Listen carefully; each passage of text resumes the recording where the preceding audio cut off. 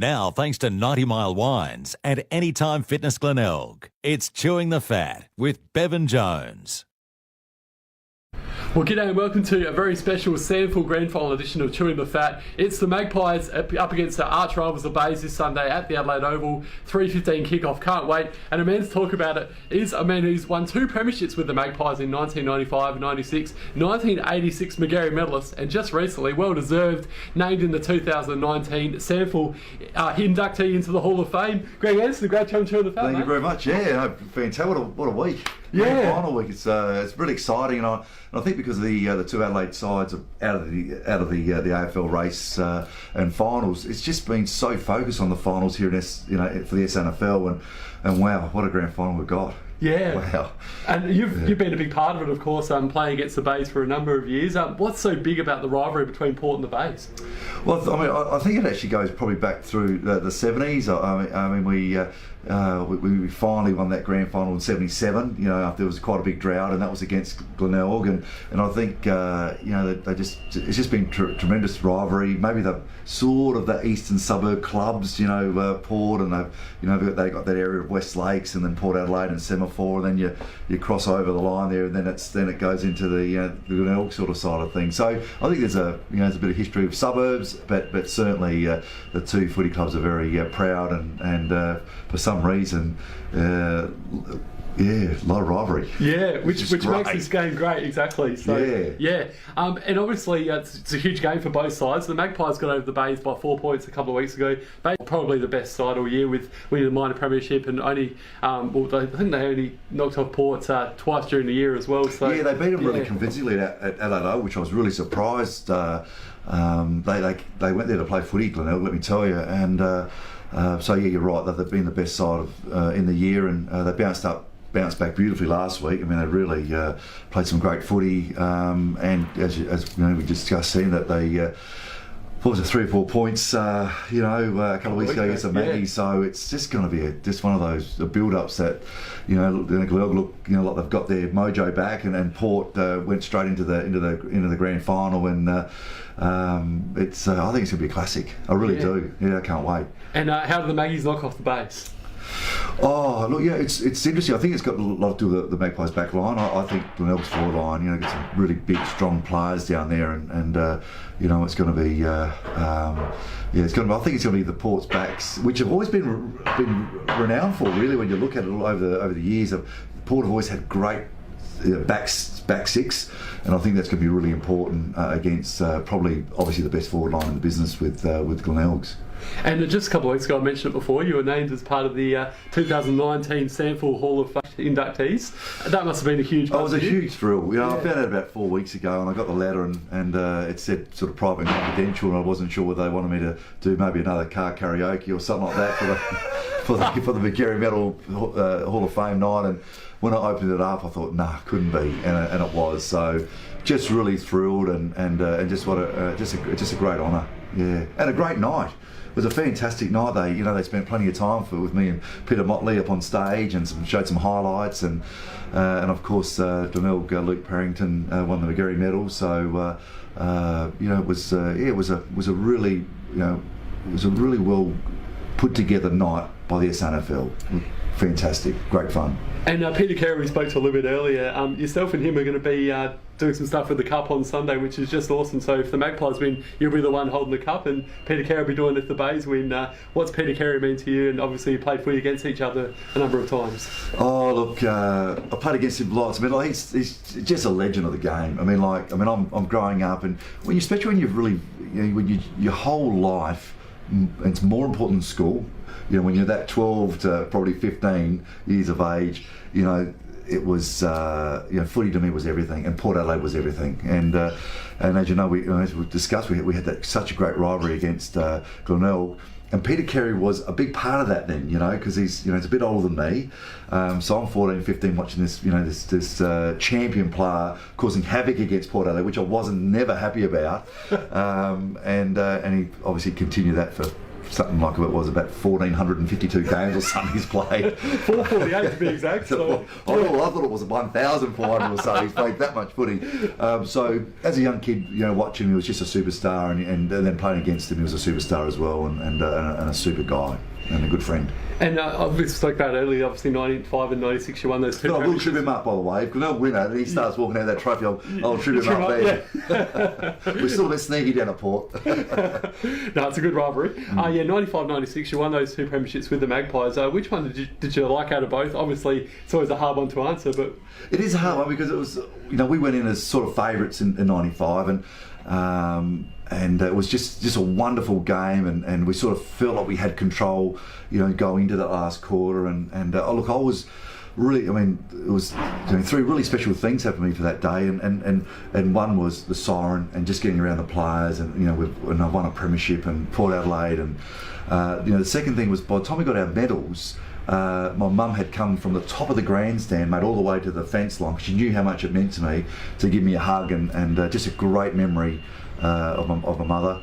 And the third one, I wake up the next morning and me and John Cale were embraced, hugging on the front page of the Sunday Mail. And it's basically the only photo I've got of myself and my in the way of football on my wall at home. It's the only photo I've got. I just love it. It's a great photo. It's actually shown recently on social media, so check that one out. So and then 96, we didn't go in as favourites. There was no way in the world we were going to win that game. And we just played the perfect game on the most important day of footy, and to win it was something really special. So I thought everyone. It was really a 21, player performance by Port Adelaide to win that game, and we had to have that sort of contribution to beat Centrals that year, and we did. So it was something really special. It was a real Port Adelaide. We weren't going to win it, but you know what? We won it. Yeah. Fantastic. Underdogs. Yeah. Underdogs. Yeah, it was brilliant. And just before we go, your the best team that you played with and your toughest opponent you played against? Probably the best team would have probably, we should have won the grand final in 84. We lost to Nord, and we were probably the favourites, which we went in straight into the grand final, lost by a few points. But that year I played some fantastic, fantastic teams. And probably not taking anything away from Port Adelaide in future years, but I got to play with Brian Cunningham, I got to play with Tim Evans, got to play with Russell Evert, I got to play with Tony Giles, I got to play with Kim Kinnear, I got to play with some of my childhood heroes, in the 83, 84. So I think that meant a lot to me as well. So yeah, that was something pretty special. And I played with Brian Cunningham. Oh no! How good's that? I played with Russell Evert. Fantastic. Amazing. And your toughest opponents? Obviously, you played against lots of great players, but look, I always found Stephen Stretch really tough to play against. He was just such a great athlete. He was. He just had a massive leap on him, so you never wanted to get caught underneath the fall of the ball, because he'd have his footy beat in the back of your head, and his skills were excellent. So we had some really good battles, some really tough battles, and it's funny. It wasn't like he won one, I won one. We'd probably come off nullifying each other most times, I think there was one game he got one more handball than me. He was a really good player, and he was also a great state player. Went on to be a champion player for Melbourne Footy Club as well. So he was a good player. Well said. Well, Greg Anderson, thanks so much for joining us on Chewing the Fat today, mate. All the best for the Magpies on Sunday, and all the best for you going forward as well. Thanks very much. Well, g'day and welcome to a very special SANFL Grand Final edition of Chewing the Fat. This Sunday, the Magpies take on arch rivals the Bays, and who better talk about it, the man who's played 448 SANFL games. That's a SANFL record. 3-time best and fairest player with the Bays, a 3-time premiership player as well, 73, 85 and 86. The only man to win 3 out of those 4 premierships. Peter Super Carey, great to have you Chewing the Fat, mate. Yeah, absolute pleasure. So let's talk about your journey. So how did you end up playing footy with the Bays and have those 448 games? So fairly long story. I was actually born in Gawler, and my mother took the kids back to England, spent 4.5 years in England, came back out to Australia, lived in Warrnambool. My dad was always a Glenelg supporter, so he made sure when we moved from Warrnambool back to Adelaide that we lived in the Glenelg area. So I didn't have much choice. My dad made sure that I'd play for Glenelg. So I started playing for Glenelg when I was 15 in the under-17s, played a couple of years with the under-17s, and then progressed through to the league side and made my debut in 1971. And at 73 you won the premiership as well as 85 and 86. Which of those three was your favourite and why? They're all very different. As a 19-year-old kid in 73, I played in the premiership and I thought, here we go, you know, there'll be a lot more premierships to come, and I probably didn't realise then how hard it is to win a premiership. So I waited from 1973, played in a number of losing grand finals, 5 losing grand finals before we played in 85. So in 85 there was a lot of pressure on the club, who had a lot of success without winning premierships, to actually win that 85 premiership. So that was more of a relief winning that premiership. So probably my favourite premiership was 86, where we weren't expected to win.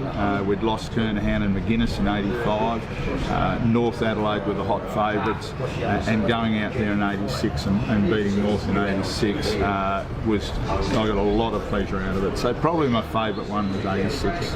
And this Sunday the arch rivals playing against each other, of course, with the Magpies taking on the Bays. Talk us through that rivalry and what it was like playing against the Magpies, and I guess why was such a big rivalry between the two sides? Well, I think there was a few incidents over the years that caused that rivalry, and a guy called David Granger probably didn't help that. As I said, there was a few things that happened on the field that we did become arch rivals. Port Adelaide have obviously been a very successful club. We had a very successful era during the 70s and 80s, and I was lucky enough to play in a lot of wins against Port Adelaide, but unfortunately not in grand finals. So we're yet to beat Port Adelaide in a grand final since 1934. We've only beaten 2 sides in grand finals, and that's North Adelaide and Port. So hopefully we can do it again on Sunday. And this year the Bays have been the minor premiers and had a fantastic season. They lost a couple of weeks ago to the Magpies in a real thrilling game. How do they beat the Magpies on Sunday? What do you think they need to do? Look, I think if we take our best game, we win. We've beaten the Magpies twice during the year. The second semi-final against Port was our first game at Adelaide Oval for a number of our players, the first finals match for a number of our players. So I think that we'll learn a lot from losing to Port. I didn't think we played particularly well. We played in patches. We had a very good 15 minutes in the last quarter, but apart from that I don't think that we played our best footy, and we lost by 4 points, which certainly gives me a lot of confidence that we can do the job on Sunday. I think, as I said, if we bring our best footy, I think we can win it. And a few years ago, the Bays were in all sorts of financial trouble, and it's amazing to see the turnaround with the club. What's your thoughts on sort of where things have turned around and going forward now? What does the club need to do to sort of keep going up and up in terms of from a financial perspective and on the field as well? Oh, look, the guys behind the scenes have done a wonderful job. Nick Chidwidden in particular as president, been president for 7 years, and I'll single out the vice president as well, who's Bomber Whelan. He's done a marvellous job, and other people. Glenn Elliott coming on as CEO 4 years ago.